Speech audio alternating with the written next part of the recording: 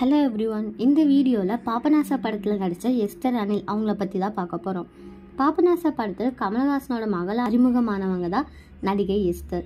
மலையாள நடிகையான அவங்க தெலுங்குல பல படங்கள் நடிச்சிட்டு இருக்காங்க. ஃபர்ஸ்ட் அவங்க சைல்டு ஆர்டிஸ்டாக தான் சினிமாவுக்குள்ள என்ட்ரி ஆகியிருக்காங்க. இப்போ தெலுங்குலையும் மலையாளத்துலேயும் ஹீரோயினாக நடிச்சிட்டு இருக்காங்க. இப்போ தற்போது தெலுங்குல தான் ஒரு படத்தில் ஹீரோயினாக நடிச்சிட்டு இருக்காங்க.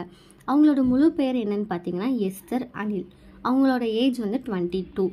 ரீசன்ட் டேஸில் எஸ்தர் அனில் கிளாமராக இருக்கும் ஃபோட்டோக்களை பகிர்ந்துட்டு வந்துருக்காங்க. அந்த புகைப்படங்களை பார்த்தா பாபநாசா படத்தில் நடித்த குழந்தையா அப்படின்னு ஆச்சரியப்பட வைக்குது. இப்போது எஸ்தர் அனில் மாலத்தீவுக்கு ட்ரிப் சென்றிருக்காங்க.